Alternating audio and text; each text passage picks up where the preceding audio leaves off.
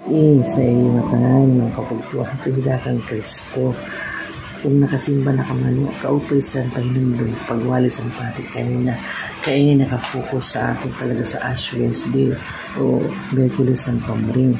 Na mga nano ba ang mga naging papahinundong? Ang importante natong buhaton sugalsan fasting, ang pag-ampo, pamalandong, pangarapasaylo sa natin nakagaraon.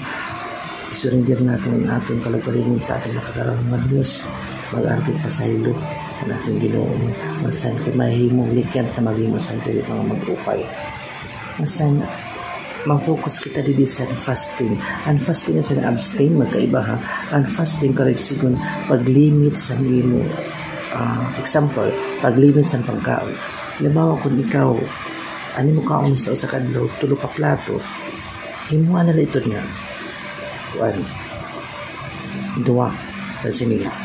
Ang usa ka plato sa pamahaw, ang ika-tulo ka plato at tutungon mo ang tunga sa udto, ang tunga sa panigabi.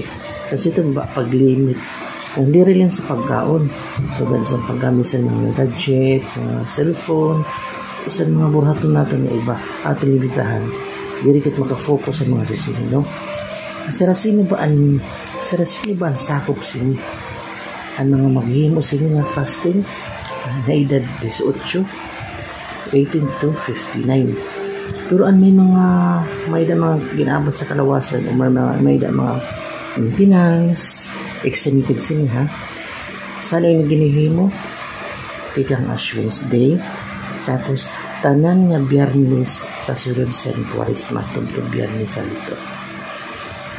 Ang abstain naman, ang diri talaga pagkaon sa partikular nga klase sa pagkaon sugad sa karne. Halimbawa, makaon ka na, sana inihimoon, tigang yan ang Ash Wednesday, katapos sa Biyernes Santo, kibali doon itong kabisis. Sarasi naman ang makaon, ang maghimo sini nga, pag-abstain. Kung Katoliko, ang maghimo sini, tikang edad 14 baw sa siton, di ba kaklaro? Tapos hindi pa pahinumdong mag-angkit ako, magbulig sa tao, maghatag alsgiving, maghatag kitlimos, maran manggit nga bisan diri Kwaresma o bisan di ordinaryong adlaw, kung may kapas kita paghatag sa pagbulig sa ating kasitawo, pwede natin himuon, no? Tapos importante magbasol kita natin mga sala, magbasol, mag-arapit pasaylo sa natin ng kagarahon, malandong kita, importante ito, no?